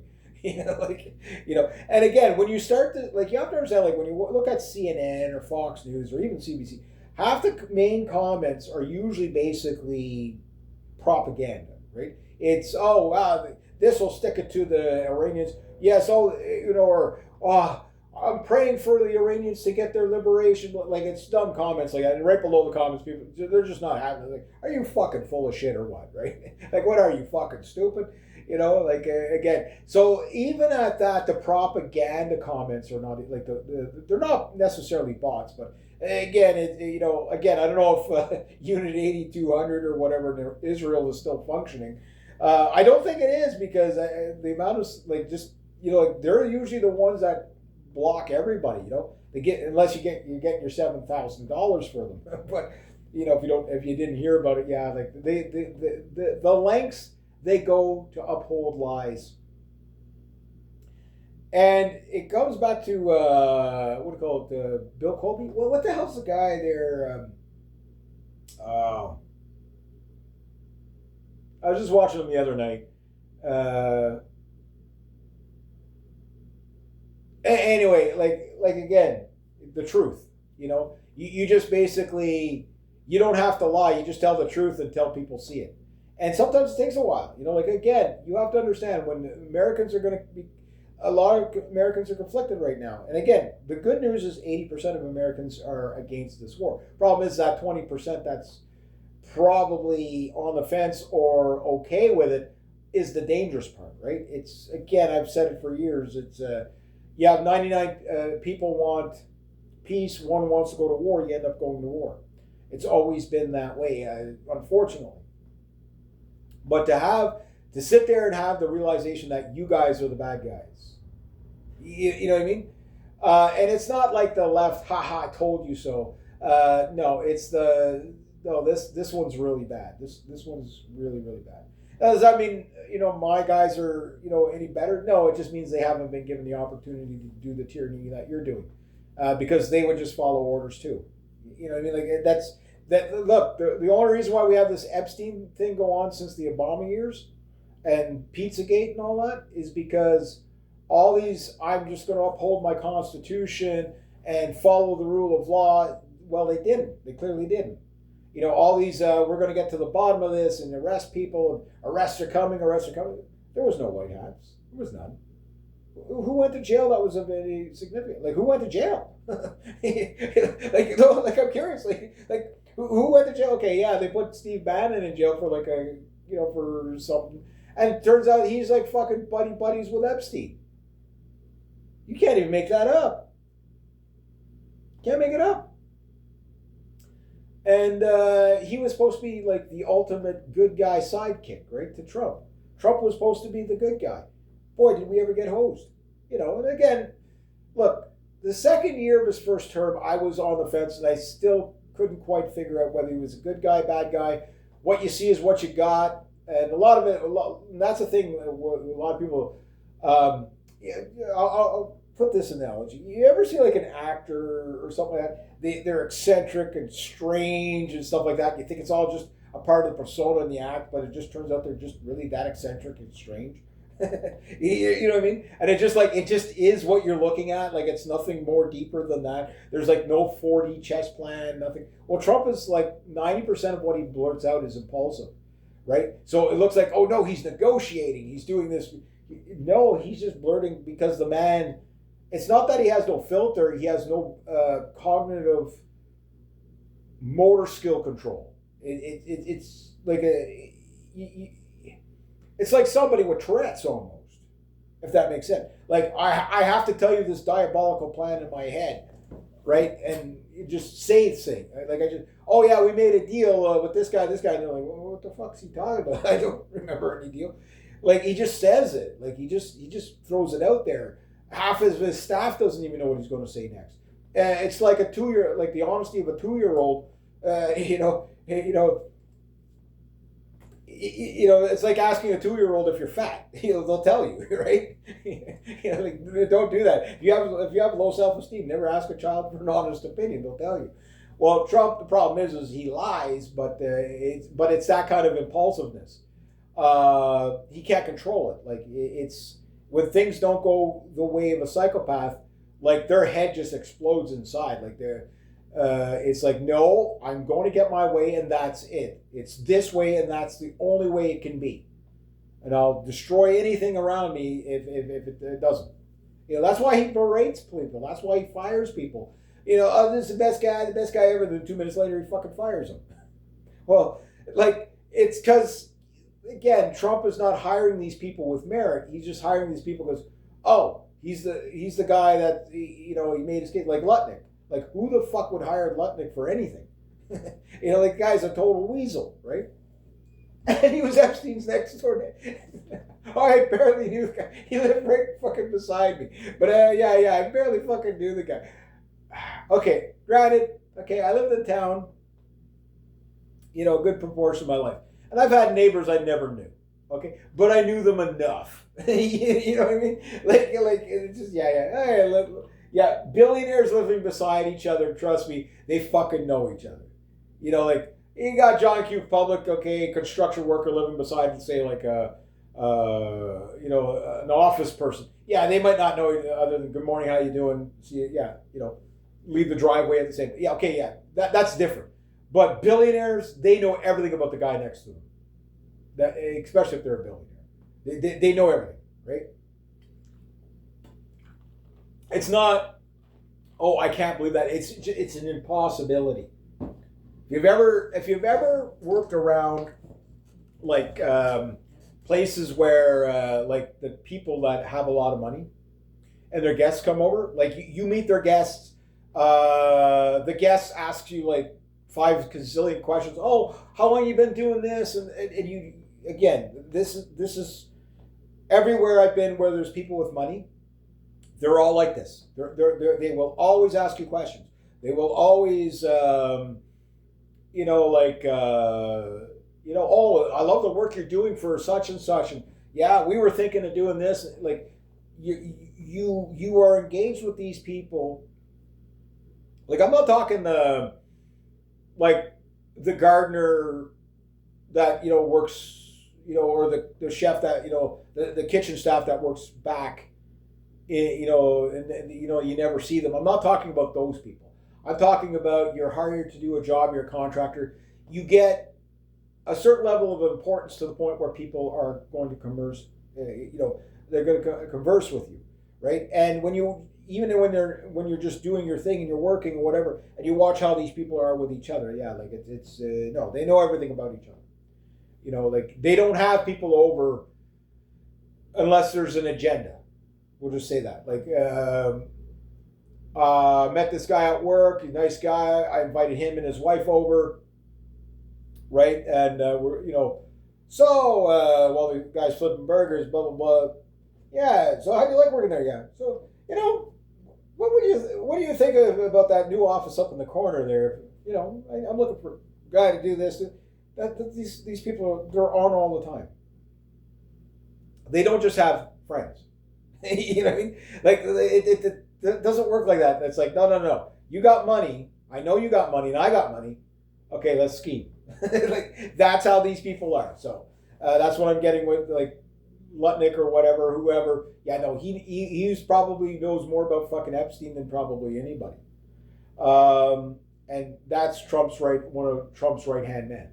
You know what I mean? So you get where I'm going with this. I know I'm ranting a little bit now, but look, guys. Look, and I know how much of an asshole I come off as. I'm not lost on it. I'm not. I'm right, you're wrong. I'm not that guy. But I do have to make it clear, even if I'm brackish with my words, that the times we're living in right now are in such great peril of chaos coming at us, and it's not.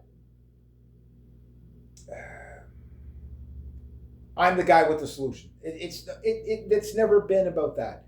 It's always been about I'm the man passing through time, and my only duty is to report. That's it. Here's what I'm seeing. Here's the dots I'm connecting. I know, I've probably lost a lot of subscribers, minority subscribers. Some of you guys still come back because you understand, like, when you get what I'm doing, you come back. It's not because, like, you're looking past the, okay, well, Reg might be a racist, big, whatever, okay? I can look past that because his information is going to help me and my family. You know what I mean? Or maybe I think Reg is misguided or wrong on this or wrong on that. But he throws out so much stuff that I could see the pictures he's seeing, and even if I don't see it exactly the way he sees it, right? And that's the whole thing, is that no one person has all the answers or all the solutions, except for one. And that is the only way out is through it. We can't go back. That world is gone. We're in the new world. I've been saying this now since 2020. 2020, I've been saying, look, welcome, like, just adapt. No matter how shitty things are, just adapt. Don't respond, adapt. And if you respond, you end up the death of despair. You end up the guy homeless on the street, whatever. Like, wherever you end up, look, nobody's life is certain here. You could have a hellfire coming through your roof just cause, right? You could be standing way too close to the guy with the shirt of property of Allah. You know what I mean? You could be that guy. You could be the poor guy that's mistaken for a Jew. You know what I mean? Something bad could happen, is what I'm saying. I'm not telling you I want bad things to happen. I'm saying we're here. The dots have now connected. That we are in the 10th Crusade, the 110th explanation of the Jews, World War III, global economic collapse, food fucking shortage, asteroids are singing into the planet, and even to top it all off, and this is a top off, the guys on the lunar module, the shitter's full. What do? Sit back, laugh at the chaos of it all, but what you do is you prepare the best you can. You're never going to be prepared enough. Just accept it. Like, it's like, don't dwell on what you didn't get done. Dwell on what you have and how you use it to your best of your ability. Don't dwell on what you don't have. Oh, I don't have enough money. I don't fucking have enough money. Stuff like that. But anyway, I digress. So yes, will Trump start murdering, giving the orders to JDAM the crap out of democracy, JDAM the crap out of all these people on the bridges and stuff? I don't know. I'd like to say he's not that much of a monster, but we don't know. He might be. History books are full of monsters, of death ditches, over and over again. And everybody asks the same, they say the same thing, every history book, and they ask the same question. First thing they say is, we never thought that could happen here. This is a nice place. The second is, how come the people of the time let it happen? You know what I mean? Now we know. It happens. It's not that we're powerless to stop it. It's just there's such a weight and mass to the problem that, how do you convince every U.S. soldier to say, you know what, let's not do this? Because there's no benefit. We know it's an illegal war. We know that by you carrying out this, that soldier that drops, that pilot or the drone operator, you are putting yourself and your own family at risk. You are probably going to end your own life out of guilt with PTSD if you follow through with this. Versus you might lose your job, you might end up in a gulag for the brig for a little bit because dishonorable discharge to the whatever. But you did the right thing. I'd rather be the guy that did the right thing. You know what I mean? But that's me. You know what I mean? I don't have much to lose, so to speak, of material things, right? Some people, they put a lot of value on that. I can't lose my house. I can't lose it. Everybody's different, right? To me, the only important things are friends and family, that kind of thing. Relationships. That's what's really important. So you don't need much to stay happy in life if you have those things. And that's what's worth protecting. And the thing is by doing things that ensure future war and all that is, again, what's the greater good here? Is it going to be, if you're going to be a moral relativist, is it following orders and making sure that you sow more blowback and chaos for possibly your own family, definitely for other people's families? More terrorism, more hate speech laws, more doubling down, more debt. The debt. Oh my God. The past 5 weeks have probably racked up the past 2 years of debt. I don't know. You guys tell me what it was. Who could follow? Who can follow it, right? It's okay, we spent another $200 million this week. What? Like that. But I paid my rent. It's I paid my taxes yesterday. Oh my God. Stop the madness. Stop the madness. It's like when you let it really sink in. I remember one day I'll finish up with this. I was out at the neighboring town, and there was a girl that works out the cash there. I've known her since she was a baby or whatever. And every now and then when I go in, I'll bring in a big bag of pop bottles or whatever. I usually shoot the shit with her for 20 minutes or whatever. So what do you think of all this going on? Because she knows I'm always following this stuff. Another girl came in. I knew her, and I hadn't seen her in a while. And she was cashing out, whatever, and I was going on, and I was talking about the nukes and stuff like that. And I started going on a bit of a tangent or whatever. If this guy launches, then this guy launches, then this launches, then this is how the mad scenario works. And I just go on, and everybody dies in a freaking big fiery ball of nuclear holocaust bullshit. And that'll be the end of it. And and the other girl there happens to be another Amanda, and there's 10 Amandas in this town. She's like, I'm like, oh, sorry. Sorry. And they're just oh my God, Reg just lost it. But then, I can imagine she is probably right now thinking about that conversation in the store from 3-4 months ago or wherever it was, whenever it might have been. I forget when it was. Probably more than that. Probably more 5 months ago, near the beginning of the winter. And she's probably thinking, Reg, fucking, oh my God, please don't let it be right. Don't let it be right. Again.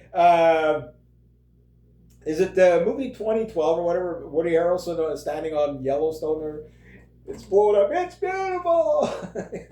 Woohoo! Dr. Strangelove on the nuke. Woohoo! Or the movie Armageddon. There, no nukes. Yeah. Well, you can always sit back and laugh at the chaos of it all, but anyway, so just carry on with your life. Just keep your head on a swivel and keep prepping. Look, there's no easy way out of this. We're going into, it's going to be a really hard world for the younger generation, and we fucked up. We fucked up big time. We're all guilty, self-included. Anybody watching, you're guilty too.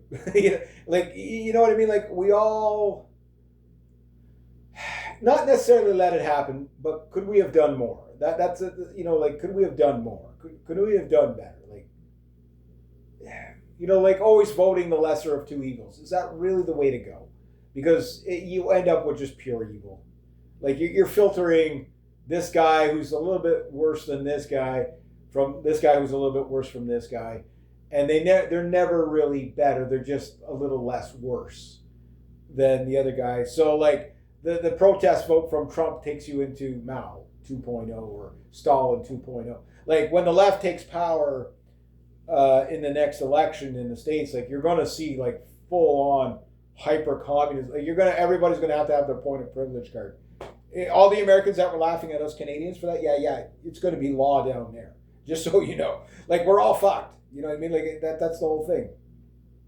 But anyway, you can still enjoy your life. You just have to keep things into perspective, and just understand that the average person, the normie, the NPC types, don't really get it. Like they're going to watch the mainstream news and think that they're being told the right thing one way or the, like, whether it's this propaganda or that propaganda, and it's going to conflict with reality. And that's the whole thing. When things conflict with reality and people double down on that, they go mentally insane.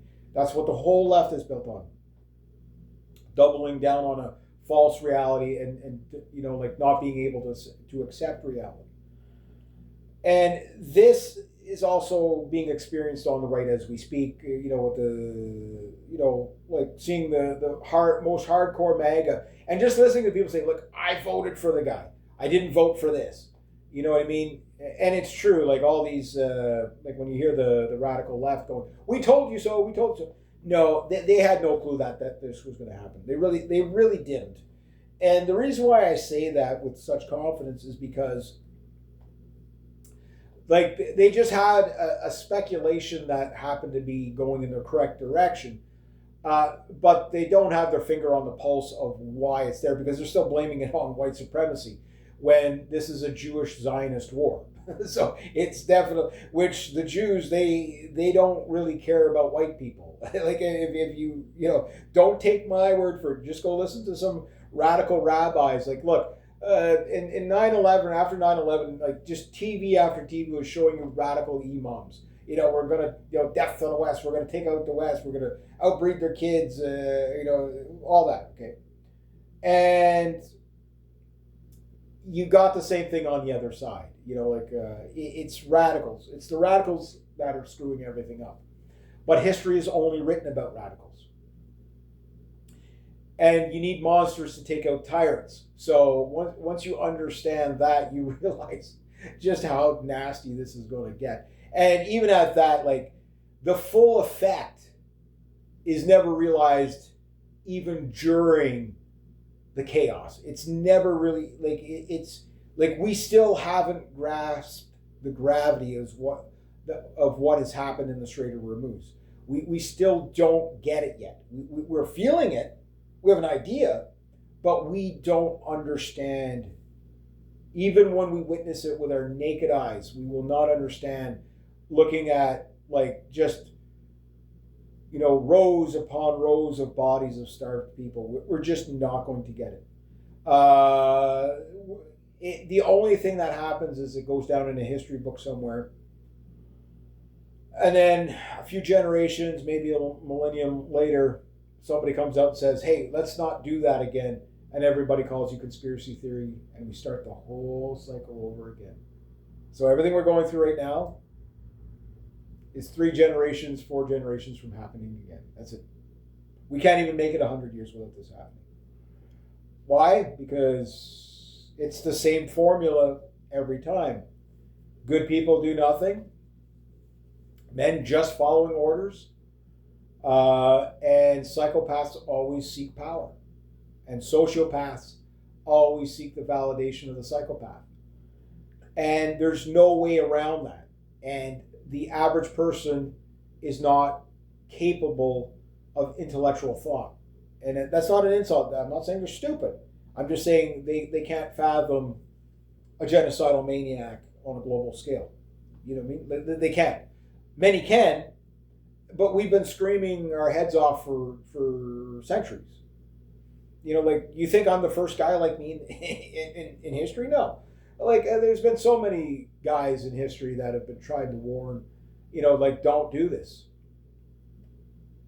I mean, the edge of that yellow book right there is a Bible. And that's all it's talking about, is don't do that. Just don't do that thing, or this is going to be the result. What is new is not new, right? It says it many times. So, yeah. So what chaos is going to come? Did Trump taco again? Or is he just going to say, okay, well, we'll wait till we can find a target, they have their guard down, we'll hit the targets when they go home for supper or something. I don't know.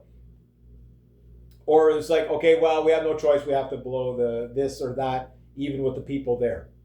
You have to understand, like, there's people like Madame Albright that when she was asked directly, like, look, 1.5 million Iraqis died in this war. Was the cost worth it? And she goes, yes, we believe all those children and everything. yes, we believe the cost was worth it. Why? Because these people never suffer consequence, right? They don't, like, their children never suffer. But I think this time is going to be different because, again, the war is going to come to the West.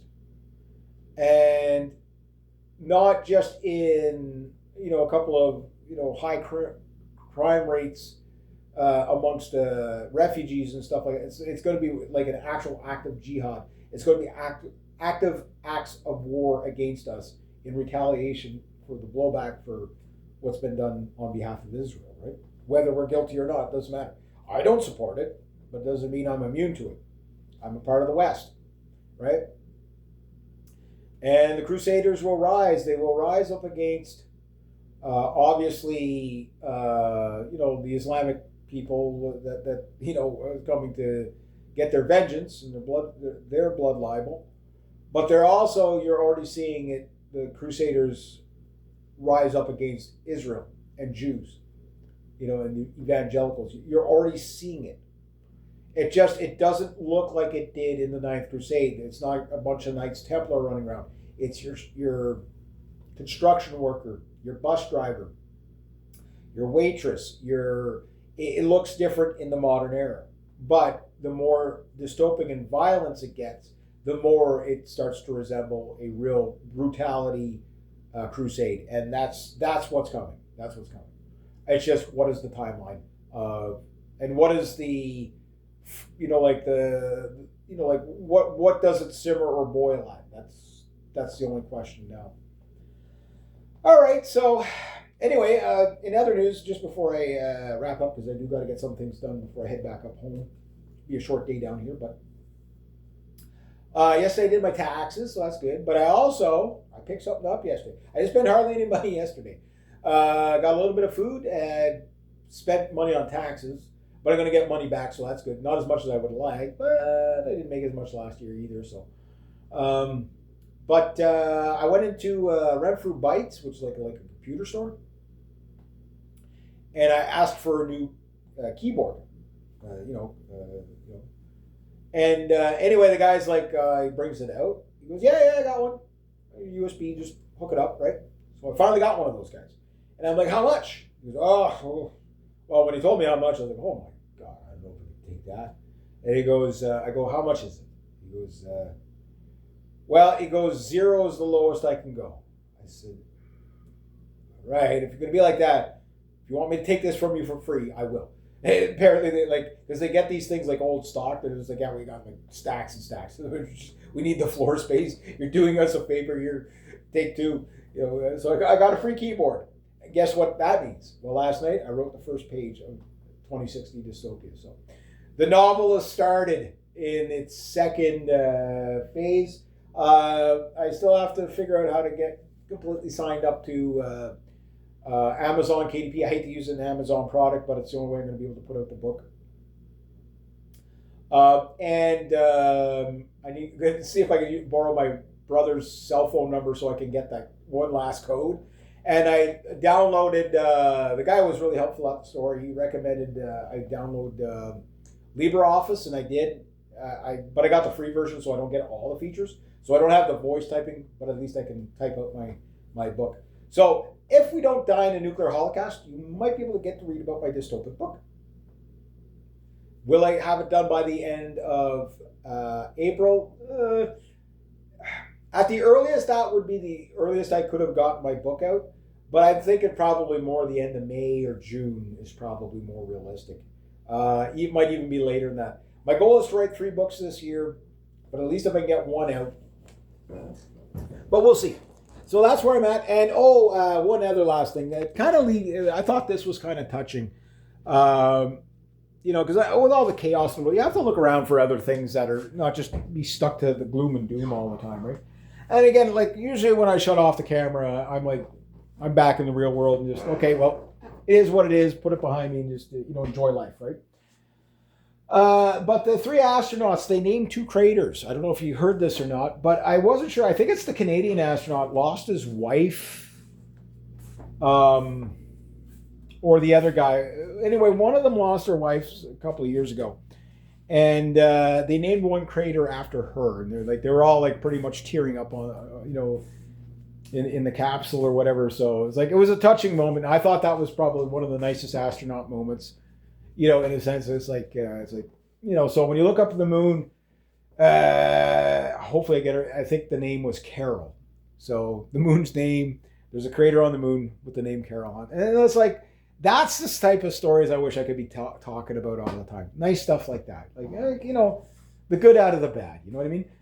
But doom until then, right? So anyway, there we go. So rate, subscribe, share, comment, like. Be true to yourself. Be true to others. Always do the right thing. Be true to yourself. Be true to others. Do the right thing. Today, hi, welcome. No, the show's done. So goodbye. See you later. I don't know. Anyway, yeah. Have a great day, everybody. There we go.